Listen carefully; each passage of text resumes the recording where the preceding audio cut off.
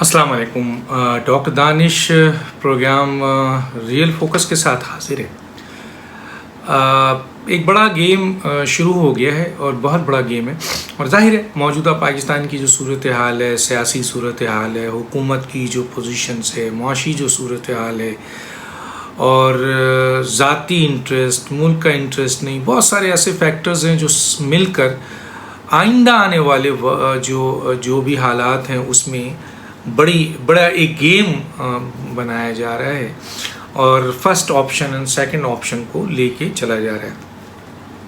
देखिए, जो सूरत हाल है उसमें सभी मानते हैं कि जी आज तक 3 साल में जो मौजूदा हुकूमत, एक नाकाम तरीन पाकिस्तान की नाअहल तरीन हुकूमत, जो 3 साल में आज तक कोई डिलीवर नहीं कर सकी सवाए झूठ के, और जो बड़े बड़े दावे थे, जो बड़े बड़े वादे थे, आप बताएं कौन सा वादा उनका पूरा हुआ है, कौन से दावे उनके पूरे हुए हैं। और मुल्क की जो भी सूरत हाल वो बताते हैं मीडिया में आके, उनके लोग, उनके वज़ीर, वो पकड़े भी जा रहे हैं, झूठ भी बोल रहे हैं। ख़ुद प्राइम मिनिस्टर जो हैं वो मुतअद्दिद बार जो बातें करते हैं वो सब झूठ होती हैं, सबको पता है। कोई एक चीज़ भी ले लीजिए तो उसमें उनका झूठ नज़र आ रहा है, तो वो या बार बार रिपीट करने की ज़रूरत नहीं है। इमरान खान साहब की जो हुकूमत है और जो लाए थे वो वो इस्टेब्लिशमेंट लेके आई थी। इस्टेब्लिशमेंट ने इनको लाने के बाद फिर सर पकड़ लिया, लेकिन ऑप्शन नहीं था इनके पास, कोई ऐसा चॉइस नहीं था कि इनको हटाएं तो किसको लाएं। और इस सिलसिले में बहुत सारे मफादात का टकराव भी हो रहा था, बहुत ज़ाती नौइयत के मफादात का टकराव भी हो रहा था, जो इस किस्म के डमी नाअहल हुकूमत ही कर सकती है, वरना और शायद कोई इतना इस हद तक ना जाए। कुछ हद तक तो जाए, कॉम्प्रोमाइज़ होते हैं, कुछ लो और दो की पॉलिसी होती है, लेकिन ये हुकूमत को तो जो कहा जाए, अब देखें ना, आज कल जो है वो तालिबान के हवाले से DGISI जो हैं वो तालिबान के वो सिविलियन वहाँ से आके मिल रहे हैं, और पाकिस्तान के मौक़िफ़ को और उनके मफादात की बुनियाद पर वहाँ उनसे बातचीत चल रही है। और वो एक DGISI है, उनका काम नहीं है, लेकिन उनको करना पड़ रहा है, क्योंकि मुल्क में जो वज़ीर ख़ारजा हैं, जो वज़ीर आज़म हैं, जो इससे रिलेटेड कौमी सलामती के मुशीर हैं, वो सब के सब नाअहल तरीन लोग हैं। खुद इस्टेब्लिशमेंट समझ चुकी है, तभी तो ये मीटिंग है। उधर से तो कोई फ़ौजी हुक्मरान तो नहीं मिल रहा, उनका तो सरबराह मिल रहा है, सरबराह डील कर रहा है। तो अहमियत क्या, मैं इस डिटेल में नहीं जाना चाहता, किसी स्टेज पे ये ज़रूर प्रोग्राम करूँगा, लेकिन मसला ये है कि एक नाअहल तरीन हुकूमत को 3 साल तक चलाया गया, और अब ऐसी सूरत हाल आ रही है कि मुल्क को जो बड़े बड़े चैलेंजेस हैं वो इस्टेब्लिशमेंट भी देख रही है कि क्या किया जाए। तो अब उनके पास एक चॉइस आ गई है जो बज़ाहिर नज़र आ रहा है, जिस पे काम शुरू हो गया। देखिए, पहली तो कोशिश यही है, इस्टेब्लिशमेंट की कोशिश यही होगी जो मैं बता रहा हूँ, कि जनाब इस किस्म की एक PTI जो है एक डमी हुकूमत है, एक नाअहल हुकूमत है, नाकारा हुकूमत है, इस हुकूमत की को जो है वो लेके चला जाए और आइंदा भी इसको रखा जाए बहुत से मफादात की बुनियाद पर। लेकिन सवाल ये है कि इस तरह के हालात अब हो चुके हैं कि अब इमरान खान साहब को कंटिन्यू कराना बहुत बड़ा रिस्क होगा। तो अब अगर इमरान खान साहब को 2023 का या अगला आपके क़ब्ल अज़ वक्त इंतख़ाबात में नहीं जिताया गया, या इतनी बड़ी धांधली जो कि एक प्लानिंग के तहत हो रही है, अगर वो धांधली कामयाब नहीं हो सकी और इमरान खान साहब जो हैं वो गिरते हैं उसमें, तो फिर कौन सामने आएगा? जाहिर है बहुत बड़ी तादाद में PDM जो है वो ये सीट ले जाएगी। अगर इलेक्शन में धांधली नहीं हो सकी और मेरिट पे इलेक्शन हुआ, तो आप यकीन मानिए कि PDM पार्लियामेंट का बहुत बड़ा हिस्सा ले जाएगी, और यकीनन PMLN और JUI और दूसरी जमातें पार्लियामेंट का हिस्सा होंगी। और फिर अगर वो इस तरीके से पार्लियामेंट में आएंगी तो यकीनन उनका मौक़िफ़ बहुत सख्त होगा।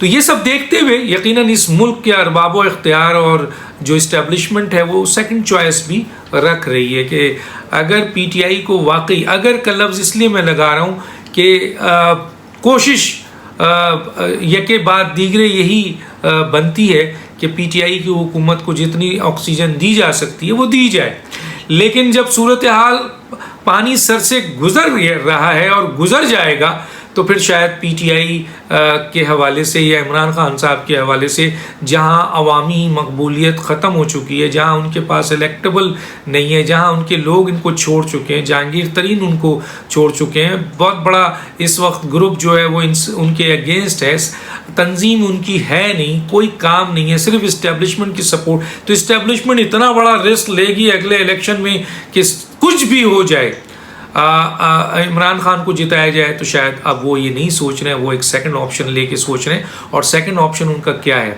देखिए, पीडीएम को आइंदा आने वाली हुकूमत से रोकने के लिए, पीएमएलएन को आइंदा आने वाली हुकूमत से रोकने के लिए, ये बात बिल्कुल क्लियर है कि अगर फेयर इलेक्शन हो जाता है, अगर आप आज फेयर इलेक्शन करा दें या 2 साल बाद भी इलेक्शन कराएं, या जो तयशुदा मामलात नज़र आ रहे हैं कि जी दिसंबर के बाद और मार्च अप्रैल में ये इंतखाबात हो जाएं, तो उस सूरत हाल में मौजूदा रिजिम की मौजूदगी में तो अगर मेरिट पे हो जाएं और अगर थोड़ी बहुत धांधली भी हो, तब भी पीडीएम पीएमएलएन बहुत बड़ी सीट ले जाएगी।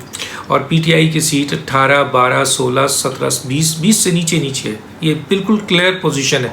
तो ऐसे में उनके पास तो ज़्यादा क्लियर पोजीशन है। तो ऐसी सूरत हाल में कि अगर पीडीएम हुकूमत बना लेती है, जो कि नज़र आ रहा है, तो पीडीएम को रोकने के लिए सेकंड ऑप्शन क्या है?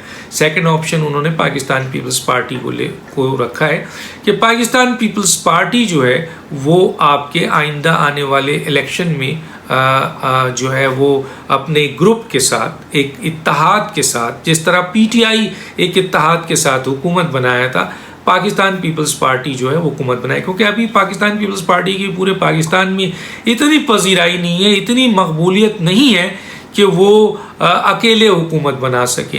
तो इसलिए बिल्कुल उसी तर्ज पे, पीटीआई के तर्ज पे पीपल्स पार्टी को, और जहांगीर तरीन तैयार हैं, पीटीआई का नाराज़ ग्रुप तैयार है, पीएमएलक्यू तैयार है, और भी कुछ लोग टूट रहे हैं और कुछ लोग पीपल्स पार्टी में शामिल हो रहे हैं। आप देखिए, इस वक्त पीपल्स पार्टी की पूरी ताकत पंजाब के अंदर मोबिलाइज हो गई है। ख़ास तौर पे जो वो बेल्ट है आपका साउथ पंजाब का एरिया, उस पर काम शुरू हो गया है, वहाँ पर एंट्री हो रही है। चौधरी निसार के बारे में कहा जा रहा है कि उनको भी लाने की कोशिश की जा रही है, वो भी तकरीबन एग्री कर गए हैं। जुल्फ़िकार खोसा साहब हैं और दूसरे वट्टू साहब हैं, और लोगों के ऊपर काम हो रहा है। तो बहुत जल्द, और इसमें मुकम्मल तौर पर इस्टेब्लिशमेंट की सपोर्ट है, क्योंकि वहाँ पीपल्स पार्टी को काम करने में कोई रुकावट नहीं हो रही है। तो मैं पहले भी बता चुका हूँ। तो अब ये है कि जी एक सेकंड ऑप्शन है कि पीडीएम का रास्ता रोकना है, पीएमएलएन का रास्ता रोकना है। हकीकी में अगर मेरिट पे इलेक्शन हो गए तो पीडीएम और पीएमएलएन बहुत बड़ी सीट ले जाएगी और वो हुकूमत बनाएगी, और बाकी जमातें जो हैं वो बहुत कम सीटों में आएंगी। ख़ास तौर पे पंजाब के अंदर जो है वो पीटीआई की हैसियत बहुत गिर चुकी है। तो कोशिश की जा रही है कि पंजाब की दूसरी बड़ी सियासी कुव्वत पीपल्स पार्टी को बनाया जाए और ऐसे लोगों को इंडक्ट किया जाए। सेंट्रल पंजाब में तो ये चीज़ें बहुत मुश्किल है। चौधरी निसार अगर आ भी गए तो चौधरी निसार को अपनी सीट बचानी बहुत मुश्किल होगी जब तक कि इस्टेब्लिशमेंट उनको सपोर्ट न करे। हकीकत तो यही है, क्योंकि सेंट्रल पंजाब में पीएमएलएन को शिकस्त देना बहुत मुश्किल काम है। बल्कि अब तो पीएमएलएन ना सिर्फ सेंट्रल पंजाब बल्कि साउथ पंजाब, बल्कि क्या कहते हैं केपीके और दूसरी जगहों पे भी बहुत बड़ी तादाद में उठ चुकी है। तो उनको हराना इतना आसान काम नहीं है।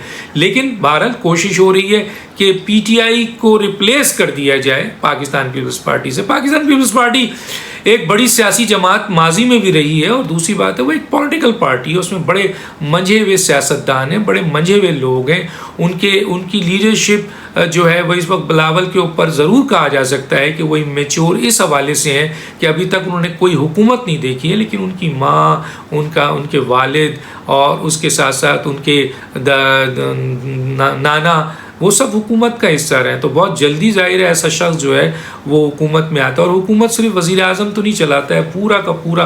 तो पीपल्स पार्टी के अंदर बेहतरीन और पीपल्स पार्टी हुकूमत चला भी चुकी है।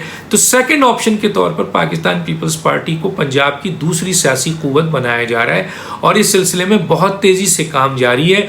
और आइंदा आने वाले वक्त में पीटीआई को रिप्लेस करके पाकिस्तान पीपल्स पार्टी को मरकज़ की हुकूमत देने की पूरी तैयारी हो रही है। और ये जो आपका इलेक्शन जो मशीन है या इलेक्ट्रॉनिक मशीन है, या जो ये आपका दूसरी तरफ जो है वो इस्लाहात है और आपके जो ओवरसीज़ पाकिस्तानी के वोट हैं, ये इमरान खान समझ रहे हैं कि शायद उन्हें मिल जाएगा। नहीं, अब शायद इमरान खान साहब को इस्टेब्लिशमेंट ना लाए, क्योंकि अब इस्टेब्लिशमेंट अगर इमरान खान को लाती है तो बकौल एहसन इकबाल जो है वो इस मुल्क में खाना जंगी हो जाएगी, क्योंकि कोई भी बर्दाश्त नहीं करेगा कि एक ऐसा शख्स जो 3 साल में मुल्क को तबाह कर चुका है उसी फेस को दोबारा। तो इस्टेब्लिशमेंट शायद अब ये रिस्क लेना नहीं चाहती है, तो वो जो चीज़ भी इलेक्ट्रॉनिक मशीन या आपके इस्लाहात या ओवरसीज़ पाकिस्तानी, अव्वल तो पहले तो पीपल्स पार्टी खुद इसको रद्द कर रही है कि ये नहीं होना चाहिए, लेकिन अगर ये किसी तौर पर इमरान खान ने इसको नाफिद करा के बाई हुकुम करो, जैसे बाबर अवान कह रहे हैं कि आइंदा इलेक्शन हुआ तो इसी तरह होगा, फर्ज कीजिए अगर ये हुआ भी तो पीटीआई को या इमरान खान को इसका फ़ायदा नहीं होगा, बल्कि इसका फ़ायदा जो है वो पीपल्स पार्टी को चला जाएगा, क्योंकि जहां इस्टेब्लिशमेंट खड़ी होगी इदारे उन्हीं के साथ काम कर रहे होंगे, इदारे पीटीआई के साथ नहीं होंगे। अगर इस्टेब्लिशमेंट ने यह फैसला कर लिया है कि आइंदा इलेक्शन जो है वो पीपल्स पार्टी पीटीआई को रिप्लेस करे। अब पीपल्स पार्टी किसको वजीर आजम बनाती है, कौन आता है, किस तरह का होगा, कितने लोग होंगे, जाहिर है वो एक इत्तेहादी हुकूमत होगी, वो भी बिल्कुल होगी और डिपेंडेंट हुकूमत होगी। जाहिर है मेजर कंट्रोल जो है वो भी पीछे होगा। अब सवाल ये पैदा होता है, पंजाब में दूसरी कुव्वत तो बज़ाहिर तहरीक लब्बैक पाकिस्तान बनने जा रहे हैं, क्योंकि पीटीआई के बेशतर लोगों ने तहरीक लब्बैक पाकिस्तान को ज्वाइन कर लिया है। पीपल्स पार्टी की अभी 7 सीट है। पीपल्स पार्टी उस तरह की पोजीशन में नहीं है पंजाब में, लेकिन पूरी कोशिश की जा रही है। हो सकता है जहांगीर तरीन पीपल्स पार्टी को में चले जाएं, इनका ग्रुप पूरा चला जाए, नहीं तो सपोर्ट तो अभी भी हाजिर है। पीटीआई का वो ग्रुप जो है, वो जो इलेक्टेबल्स हैं वो पीपल्स पार्टी को ज्वाइन कर लें, और पीपल्स पार्टी उन लोगों को जो कि मैच्योर लोग हैं, अच्छे सियासतदान हैं, उनको पंजाब में ज़रूरत है तो उन लोगों को वेलकम कर ले। अब शेख रशीद अगर पीपल्स पार्टी में जाना चाहें तो मेरा ख्याल है शेख रशीद को तो किसी भी सूरत में आसिफ जरदारी नहीं लेंगे, लेकिन दूसरे जो इलेक्टेबल हैं पीटीआई के आज भी जिनकी रिस्पेक्ट है, अगर वो इस्टेब्लिशमेंट के कहने पे पीपल्स पार्टी की तरफ जाते हैं तो आसिफ जरदारी उन्हें भी वेलकम करेंगे, क्योंकि उनको पंजाब में एक ताकत की ज़रूरत है। जुल्फ़िकार खोसा हैं, भट्टू हैं, दूसरे अहम लोग हैं, चौई निसार ज्वाइन कर लेते हैं, बड़े नाम ज्वाइन कर लेंगे, और पहले भी उनके पास पंजाब में अच्छे अहम तरीन लोग मौजूद हैं। तो ये एक पूरा सिलसिला है कि पंजाब की दूसरी बड़ी सियासी कुव्वत जो है वो आपके पीपल्स पार्टी को बनाया जाए। तहरीक लब्बैक पाकिस्तान का रास्ता रोक दिया गया है, उसको दीवार से लगा दिया गया है। वो तेज़ी से उभर रहे थे, वो बड़ी ताकत बनने जा रहे थे पंजाब की, उनको ब्लॉक कर दिया गया है। क्या अगले इलेक्शन में अगर मरकज़ में पीपल्स पार्टी इत्तेहादियों के साथ लाई जा रही है पीटीआई को रिप्लेस करके, तो पीएमएलएन को क्या पंजाब में भी जीतने नहीं दिया जाएगा? नहीं, ये एक चैलेंज वाली बात है। हो सकता है कि पीएमएलएन जो है वो पंजाब में हुकूमत बना ले, लेकिन हुकूमत बनाने का इजाज़त अगर दी गई तो सिर्फ शहबाज शरीफ को दी जाएगी, क्योंकि बिलावल और शहबाज शरीफ दोनों के लिए इस्टेब्लिशमेंट सॉफ्ट कॉर्नर रखते हैं और उस सॉफ्ट कॉर्नर का फ़ायदा हो सकता है। लेकिन ये भी कोशिश की जाएगी कि पंजाब में अगर पीएमएलएन की हुकूमत आ भी जाए आइंदा इलेक्शन में, तो शहबाज शरीफ वज़ीर आला बन भी जाए तो उनकी अपोजिशन इतनी मजबूत होगी, पीपल्स पार्टी और जहांगीर तरीन ग्रुप और पीटीआई का वो बागी ग्रुप और पीएमएलक्यू ग्रुप, के वहाँ पर यही सूरत हाल रहेगी कि कोई 8, 10, 12 वोट की बुनियाद पर शहबाज शरीफ को वहाँ की वजारत मिलेगी कि जिस वक्त चाहें उन्हें गिराना तो ये लोग गिरा सकते हैं। इस तरह की सूरत हाल करके एक बैलेंस किया जा सकता है।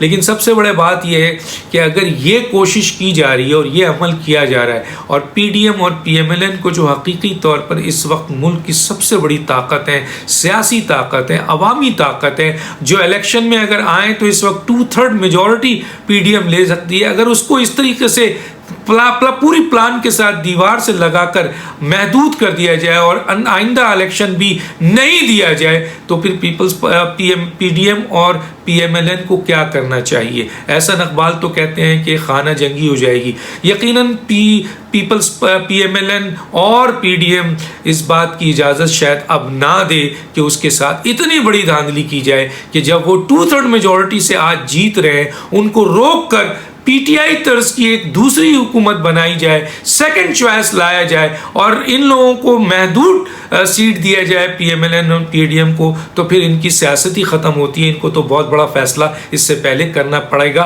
और इस वक्त जो है पीडीएम एक तेज़ी से अवामी ताकत हासिल कर रही है। कराची का जलसा बहुत बड़ा जलसा था, अब अगला जलसा भी होता है। अवाम की मोबिलाइजेशन, अवाम की ताकत से शायद ये फैसले तब्दील हो जाएं। और अगर पीडीएम ने आज अपनी अवामी ताकत से वो मुकाम हासिल नहीं किया, तो फिर यही फैसले सामने नज़र आएंगे जो मैंने आपसे कहा है। और हो सकता है कि अगर परवेज़ आपके पीटीआई के यानी पीएमएलएन की पंजाब में हुकूमत शहबाज शरीफ की सूरत में आखिरी में वो भी ना दी जाए और चौधरी निसार को पीपल्स पार्टी के तौर पर रख कर जो है वो पंजाब का वज़ीर आला बना दिया जाए, तो पीडीएम और पीएमएलएन के लिए ज़िंदगी और मौत का मसला है आइंदा इलेक्शन।